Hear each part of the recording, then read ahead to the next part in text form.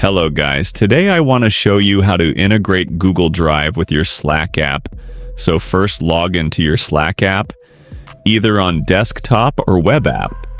Second, after successfully logged in, go ahead and search for apps. Click on More. I'm in the web version here, so we click on More, Tools, click on Apps, search for Google Drive.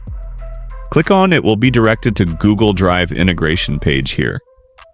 So, click on Add to Slack, go to the workspace, click Allow your Gmail account here, Continue, and click on Select All and Continue here. We can save integration. This will confirm everything, and let's go back and check this.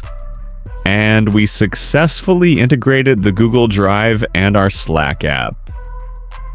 So that's it guys. If you found this video, hopefully don't forget to like and subscribe and leave a comment.